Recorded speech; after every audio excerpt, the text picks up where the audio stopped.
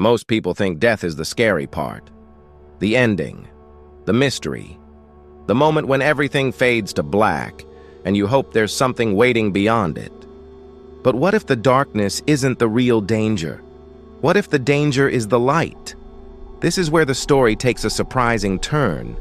Hidden within ancient Gnostic writings, texts that were buried, destroyed, and largely removed from mainstream religious history, is a warning that appears again and again. It's not a warning about darkness after death. It's a warning about a sudden, beautiful light. A warm, welcoming tunnel of light that seems to call you forward. The same light often described in near-death experiences. The one that feels comforting, familiar, and deeply like home. According to the Gnostics, that light may not be what it seems. They didn't see it as a symbol or a metaphor. They described it as a carefully designed mechanism, something intended to capture the divine spark within a person and pull it back into the cycle of physical life. In this view, the soul is stripped of its memories, given a new identity, and sent back into a world the Gnostics referred to as the prison of the demiurge. And here's where things become even more intriguing. Some of the ancient texts that were excluded from mainstream Christianity claim that Jesus taught his closest followers how to recognize this trap and how to avoid being caught by it. If true, these ideas don't just challenge traditional beliefs about the afterlife. They challenge the entire framework of spiritual reality itself. To understand why, we first need to explore what this mysterious light is supposed to be. I'm Daniel, and this is Gnostic Library. Today's topic is one I've spent years researching. Few subjects have held my attention as long as this one, and the deeper I went, the more fascinating it became. Let's start with what many mainstream views of death assume. Across most major religious traditions, the story is familiar. You die, experience judgment or transition, move toward the light, and are welcomed into the next stage of existence. It's a comforting idea. But according to Gnostic texts, that expectation may be exactly what keeps people trapped.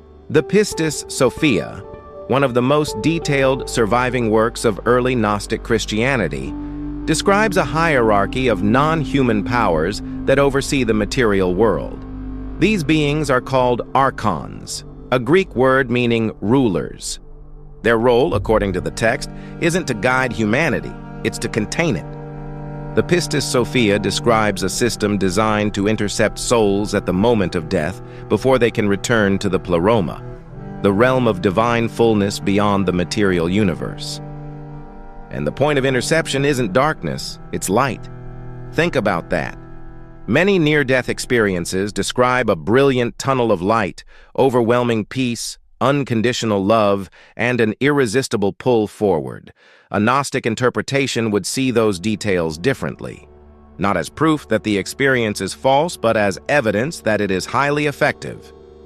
The experience feels perfectly tailored to attract the soul. Another text, the Apocryphon of John, discovered among the Nag Hammadi manuscripts in Egypt in 1945, goes even further.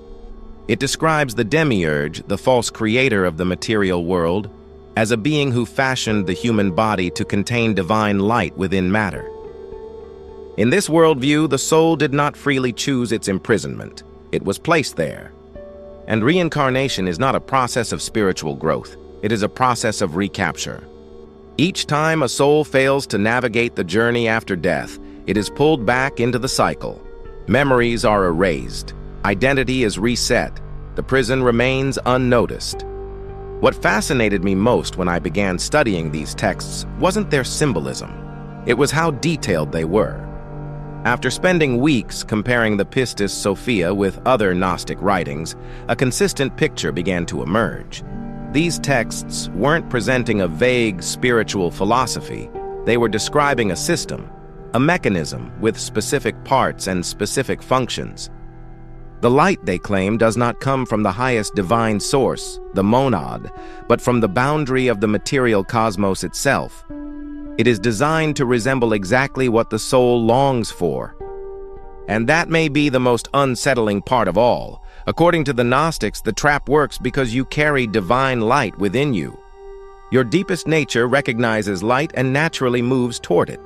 The system, they believed, exploits that instinct.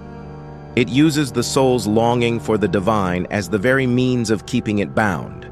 And that raises an important question. If the archons are responsible for maintaining this system, then what exactly are they?